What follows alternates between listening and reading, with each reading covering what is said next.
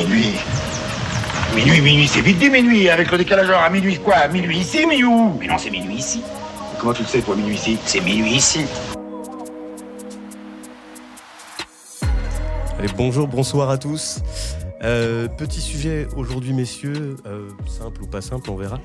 À votre avis, faut-il vraiment montrer sa vie pour vendre? Voilà, je vous laisse avec ça. Montrer sa vie? Montrer... Il a dit, je crois. Non, ne me serait pas permis. Tu me mets un bip là-dessus, hein. Parce que là, YouTube, c'est fini. Non. Je peux pas mettre mon stagiaire sur le montage de cet épisode-là. Hein. C'est une fin d'épisode. Mais on n'a pas déjà fait un sujet comme ça, en mode... Non, il nous avait parlé d'une histoire d'Avatar, je me souviens. Ok, d'accord. Et on avait glissé là-dessus. Non, mais c'est pour ça. Moi, ma question, c'est... Aujourd'hui, on sait qu'il faut être actif sur les réseaux sociaux pour vendre, peu importe ce qu'on cherche vendre. La question est, est-ce qu'on est obligé de montrer sa vie ou est-ce qu'on doit montrer sa vie pour arriver à vendre aujourd'hui? À quel moment on devient un influenceur? Oui. Ou à quel moment on est un infopreneur, on va dire, ou un entrepreneur qui utilise les réseaux sociaux? Alors, pour cadrer un peu l'échange, je propose de faire la première réponse. Non, mais je vais faire le ça dépend comme d'hab. Mais non, mais à la limite, il faut essayer de focus. Il y a des métiers ou des secteurs où c'est un peu obligatoire. T'es obligé on va parler de personal branding pour sortir les grands mots. T'as des boîtes où t'es obligé d'avoir un dirigeant qui a une image et qui reflète quelque chose pour mieux vendre. Donc tu mets un peu ta vie en avant, tu fais des choses. Enfin voilà. Il y a aussi ceux qui se lancent dans une activité et qui, pour se démarquer des autres, je sais pas, on parlait à ce moment-là, la dernière fois, on parlait des plombiers, électriciens qu'on aime tous regarder là. Est-ce que pour autant ça leur permet de plus vendre, mieux vendre ou autre?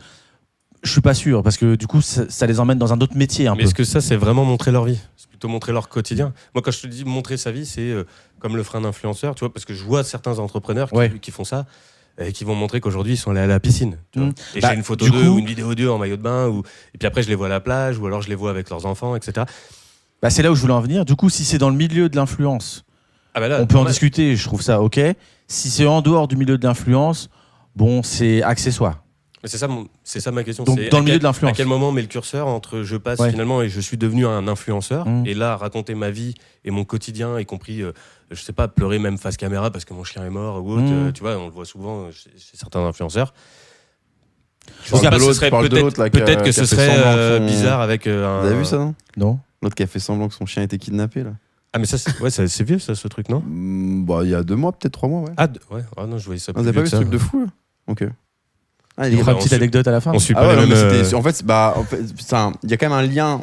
C'est une parabole un peu bizarre, mais du fait que le mec, pour avoir du buzz, pour toujours montrer, le gars, il a fait croire que son chien était kidnappé, etc. Et donc face cam, pleure, etc. Et ça a été démontré que c'était faux. Il a avoué, il s'est excusé. Et ça a fait plein de réactions parce que tu as plein d'influenceurs ou d'autres personnes qui étaient même connues, qui l'avaient soutenu, et ils sont passés pour des cons, tu vois. Et pour autant, le gars, il a toujours 1 million de followers.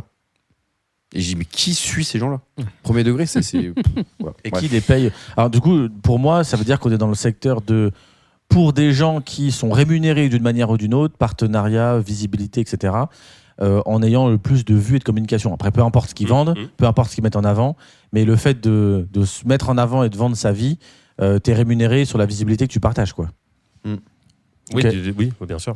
Mais moi, ma question, c'est pourquoi tu te poses la question? Est-ce que tu veux... T'en es à ce moment-là où tu veux... Non, moi je... Signaux faibles T'es pas bien moi, personnellement, je montrerai jamais ma vie sur les réseaux, même... Mais tu vends pas d'influence, du coup, ça répond un peu à la question. Non, je vends pas d'influence, et même demain, je vendrai des produits... D'ailleurs, je vends des prestations, mais je vais pas raconter ma vie sur mes réseaux sociaux pro. Je le fais déjà même rarement, je suis déjà pas à l'aise avec le sujet. Tu fais un podcast à titre. Bah ouais. Ouais, mais je ne raconte pas ma vie. Je raconte pas c'est la que frontière, tout à l'heure j'étais à la piscine ou autre ou machin. Tu vois. Ça vous le saurez jamais. Attends, qui c'est que tu cibles quand tu dis ça? Je ne ciblerai à la piscine tout à l'heure. Je ne ciblerai personne. Moi, j'avoue, vous allez venir en slip demain. Moi, j'avoue, je montre mon quotidien et tout, ça me dérange pas, mais je le fais pas pour vendre. Si tu me suis sur les réseaux avec ma page perso, c'est parce que c'est moi. Donc ça me dérange pas. C'est sur ta page perso. Oui. Sur ta page pro, est-ce qu'on aurait vu la même story qu'on a vue aujourd'hui de toi à la piscine, par exemple? Bah non. Voilà. Non, oui, carrément. C'est un peu je pense qu'on sépare bien, nous, pro-perso aussi, mais les gens le font peut-être pas forcément. Parce que j'en vois beaucoup, tu vois, des entrepreneurs, des gens qui ont des sites e-commerce ou des choses comme ça et qui vont montrer toute leur vie, tu vois. Et en fait, ils essayent par là d'inspirer, et je comprends la démarche, de vouloir montrer un peu son quotidien, etc. Je pense qu'ils se trompent. Mais je pense qu'il y a une barrière entre le perso et le pro, tu vois. Me montrer ton quotidien professionnel, ta manière de créer tes produits ou de préparer tes commandes ou même tes galères, etc. Ça, je trouve ça bien. Maintenant, commencer à mettre un peu trop de perso, c'est pas mon... C'est vrai que depuis, ça fait quoi, 20 ans qu'on connaît les réseaux sociaux ? Il y a une frontière qui est de moins en moins visible entre le pro, le perso, la vie privée finalement. Ouais, carrément. Parce que la vie privée, quand elle est exposée sur les réseaux sociaux, elle n'est plus finalement privée. Et pour moi, c'est un vrai problème. Et les gens ne font pas suffisamment la distinction entre ce que tu montres, tu vois, et ce qui n'est pas nécessaire d'être montré pour avoir une activité, un business qui tourne, en fait, tu vois. Et moi, éthiquement, ça me pose vraiment problème. Quand je vois les gens même montrer leurs gamins et tout ça, tu vois. Ah, ça c'est encore un autre sujet, ça. Moi, non, parce que c'est leur vie, tu vois. Non, mais là c'est ça, je trouve ça ouf. Mais c'est le niveau du dessus. Même, tu vois, il y a un truc un peu gênant. Des fois, tu regardes des vidéos de gens qui sont dans leur quotidien, dans leur intimité, limite, tu vois. Et moi, j'ai ce truc de me dire, je devrais pas voir ça, tu vois. Qu'est-ce qu'ils regardent comme vidéo ? Ton compte. Quand je vois les histoires de Timothy, je dis on devrait pas montrer ça, c'est pas possible. On ne devrait pas te voir en maillot de bain dans la piscine. Moi, j'ai l'autre partie aussi où je me rends compte qu'il y a plein de gens des fois que je connais qui ont plutôt une grosse communauté déjà perso et qui ont commencé à avoir une activité pro, qui l'ont partagée parce que quand tu commences et que tu dois créer une page du coup dédiée, si jamais on parle d'un compte Instagram ou autre, et par contre tu te rends compte que pour ramener du monde sur cette page-là, ça n'a rien à voir. Donc des fois tu dis en fait voilà, et puis la plupart des gens que je connaisse, dès qu'ils font une story pro, et remarque je le fais aussi, ça dépend des sujets, mais sur certains, où je leur partage aussi sur ma truc perso. Donc je peux comprendre qu'il y a des gens qui me disent en fait finalement si c'est pour partager presque la même chose sur les deux comptes, autant que j'en ai que un et que c'est que moi. Sauf si demain c'est une société avec des employés, une équipe et tout, où là t'embarques tout le monde avec toi. Tu vois, c'est un peu différent. Quand t'es solopreneur, je vois pas trop l'intérêt d'avoir un compte dédié pour le boulot et un pour le perso, parce que c'est que toi qui portes la boîte. Donc si on te fait appel à toi en tant que pro, c'est pour toi aussi dans ce que t'es perso. Après à toi de vouloir montrer ou pas des choses sur ta story, tu vois, ou autre chose, mais par contre, si tu es avec une équipe, effectivement, c'est différent de te montrer toi. Il faut que tu embarques tout le monde, tu vois. Ouais, je vois ce que représentes la boîte. Je pense que quand tu as une équipe ou une boîte, c'est plus facile de ne pas montrer ta vie privée. Oui. Finalement, tu vas montrer forcément plus de choses sur la... Au contraire. Pour moi, il y a des bonnes raisons de le faire et des mauvaises raisons de le faire aussi. Enfin, des bonnes raisons de le faire et d'autres de ne pas le faire. Aujourd'hui, on demande à beaucoup de dirigeants d'industrie et autres de mettre un peu plus en avant leur vie pour les humaniser. Tu vois, on a besoin on parle de marque employeur. Tu veux pas travailler dans une boîte qui a pas de valeur, donc tu veux que le dirigeant soit pas mal. Donc tu dois ouvrir un peu ta porte perso. Tu vois, qu'est-ce qu'il fait ? Est-ce qu'il fait des trucs pour aider les animaux et tout, ou est-ce que c'est plutôt le genre à partir sur un yacht et faire couler des barils de pétrole dans la Méditerranée ? Tu vois ce que je veux dire ? Je vois ce que tu veux dire. Ouais. Oh, on exagère, on est là pour ça. L'extrême. Est-ce que t'es plus Timo ou moi, quoi, tu vois ? Je me laisse choisir lequel. On peut aller sauver un animal, mais en prenant le yacht. C'est une baleine. Non, mais tu vois, donc ça c'est une bonne raison de le faire, et ça arrive. Après, il y a des mauvaises raisons de le faire. Je fais le buzz à tout prix pour pouvoir vendre ma sponsor, quoi. Donc là, il y a pas photo. Je renvoie à un sujet qu'on avait déjà eu, je ne sais plus qui l'avait lancé. C'est une question de stratégie. Il y a des fois, il y a des bonnes raisons de mettre un peu sa vie perso en avant, mais pourquoi faire et dans quel but ? Je veux montrer que je suis un dirigeant engagé, que je fais 2-3 trucs à côté, que vous pouvez venir bosser chez moi, etc. Ça me dérange pas. Par contre, je veux absolument 2 millions de followers pour pouvoir vendre mon dernier audit cybersécurité et que je suis le meilleur machin bidule, je vais acheter les gens de business.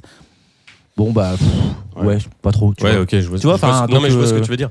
Après, oui, il y a une volonté aussi parfois à inspirer les autres. Je pense à avoir cette image. Je pense à certains entrepreneurs qui vont se filmer dans leur quotidien et vont te montrer qu'aujourd'hui ils sont allés au sport ou qu'ils ont couru un semi-marathon ou ce que tu veux, etc. Je pense qu'il y a aussi des gens qui s'identifient à ça. Le contrôle de l'image, oui, ça se travaille. Mais mais peut-être que, comme tu le dis, il faut le faire avec la bonne stratégie, la bonne intention. Pas tomber dans le cliché ou de piéger un peu aussi peut-être les gens qui te suivent et de De surjouer. Finalement, tu vois, en fait, tu vas une fois au sport tous les mois et puis en fait, à chaque fois, tu te filmes et les gens ont la sensation que tu es un entrepreneur accompli et sportif et que. Ouais, mais là, c'est la différence avec ce que tu dis. Ce qui est important, c'est que tu as des gens qui vont partager que les ups en faisant croire que du coup. Tout est bien. Exactement. Moi, tu vois, parce que par rapport à vous, je partage beaucoup plus de choses. Et je pense que vous êtes tous témoins que je partage aussi mes galères. Et encore ce week-end, quand j'ai pété mon casque pendant un set, enfin bref. Et ça me dérange pas. Mais par contre, je suis d'accord et je trouve ça chiant à mort les gens qui partagent que les trucs. Pardon. Et je trouve ça chiant à mort les gens qui partagent que les choses bien. On sait bien que ta vie, elle est pas. C'est pas possible. Parce que toi, quand tu regardes, t'as l'impression que lui, il vit une vie exceptionnelle et que toi, ta vie, elle est. Oui. C'est que des galères finalement. Et ça te met mal à l'aise. C'est le piège des réseaux sociaux. Finalement. Les plus jeunes, ils s'identifient à ça. C'est pas bien. Je pense que c'est le fait de scénariser aussi sa vie. Tu vois. Voilà, il y en a vraiment, ils scriptent tout, quoi. Tu vois. Et c'est. Là, du coup, t'es plus dans l'authenticité. T'es dans le scénario. Ouais, tu vois. Et donc, tu vends tout un truc, et tu commences à louer des bagnoles, à louer des villas, à montrer que tu as un certain niveau de vie pour attirer des gens. Et là, on commence à rentrer dans quelque chose qui, à mon sens, est malsain parce qu'il n'y a rien d'authentique dans tout ça, tu vois. Donc, c'est la fabrication d'une image, tu vois. Pour moi, c'est pas le genre de personne que je vais suivre. Moi, je préfère. Et même, t'es même pas obligé d'aller jusque-là, en fait, pour être authentique. Moi, il y a une fille que je suis, elle fait que des face cam, mais ce qu'elle partage, c'est hyper fort, hyper pertinent, et elle n'a pas besoin de me montrer qu'elle se lève à 5 heures pour faire du yoga et pour être inspirante. Finalement, ne serait-ce que ce qu'elle dit face caméra. Et la qualité de ce qu'elle divulgue comme information. C'est ça. Et pour moi, ça suffit. J'ai pas besoin de voir son chien ou pas besoin de voir sa life ou de voir ses enfants, tu vois. Et moi, ça me va bien en termes de tu vois, il y a ce sentiment de voyeurisme, ce dont je parlais tout à l'heure, tu vois. J'ai pas ce truc-là, tu vois. Et si. Mais je pense que 80% des gens l'ont. Finalement, sur les réseaux sociaux, tu suis les gens. Non, ça dépend. Pour voir ce qu'ils ont à proposer, non ? Je pense que de plus en plus, quand même, les gens, et nous y compris, on s'habitue à faire attention à ce qu'on suit, comment, pourquoi. Si tu regardes bien, on sélectionne un peu. L'exemple que tu donnes, il est bon. Hein. Je pense qu'il y en a certains qui vont suivre beaucoup d'entrepreneurs qui sont dans le top 100 français et ils veulent voir que des good vibes le matin quand ils ouvrent leur téléphone. Et il y en a d'autres, c'est l'inverse, ils veulent plutôt des entrepreneurs locaux, partager leurs galères. Donc on se crée aussi un peu notre propre petit magazine, quoi. Donc, mais ce qu'on veut, c'est que les gens qui sont dans le magazine qu'on s'est créé, ils soient, je suis d'accord avec toi, dans les bonnes intentions et cohérents. C'est-à-dire que voilà, j'ai décidé de voir quelqu'un qui fait du yoga, qui est face cam et si un jour elle débarque et qu'elle est en mode par contre je vends ma petite crème machin, je sais pas quoi, tu vas arrêter de la suivre. Clairement. Donc faut qu'elle reste cohérente. Toi, je pense que c'est ça la clé entre guillemets. Ok. Et attends, juste, il y a un truc trop dingue aussi, tu vois. Il y a un truc qui me saoule. Anecdote. Quand même blague. Anecdote de clôture. Encore un truc au Japon. Non, t'inquiète pas. Waouh. Tout va bien. C'est le lumière qui est tombé. Les aléas du direct. C'est le stagiaire qui est tombé. Il fait trop chaud, il s'est pas hydraté le pauvre. Il te reste 30 secondes. Merde. Moi, j'aime pas, par exemple, c'est souvent les meufs. Je comprends pas pourquoi. Ça peut être un autre sujet. Mais je comprends pas pourquoi la meuf, elle est peintre. Et tu vois plus son cul que ses peintures. Je comprends pas pourquoi. Alors, ça, c'est un vrai sujet. Et il y a des études qui montrent que malheureusement pour elle, c'est pas toujours un choix. Les gens cliquent plus. Bien sûr. Tu mets deux photos où il y a une poitrine un peu plus visible que sur l'autre, et elle va cliquer. Ne faites pas ça sur nos visuels, s'il vous plaît. Mauvaise idée. Mais autre chose, on parlait des bagnoles et tout. Je parlais avec quelqu'un qui me disait rien à voir. Dans l'immobilier, les mecs, dès qu'ils mettaient une belle bagnole devant, c'est pas pourquoi, ça marche. Je pense que demain, devenir influenceur connu, juste voiture, c'est pas très très compliqué. Hein. Franchement, t'as un peu de budget, tu loues un peu des bagnoles, même si c'est pas à toi. Je suis quasiment sûr que tu fais des milliers de vues sans problème. T'as des trucs comme ça qui font que ça attire. Faudrait faire un épisode putaclic. Allez, vas-y. On conclura là-dessus. Donc, si je reprends un peu vos réponses, on peut montrer sa vie, mais c'est pas forcément une obligation pour arriver à vendre. Si jamais vous voulez le faire, soyez authentique, soyez honnête et soyez surtout vous-même et en adéquation avec ce que vous allez faire. Voilà. Bravo. On vous laisse là-dessus. On a été vachement efficace du coup. À bientôt tout le monde. Allez, ciao, bonne soirée. bye.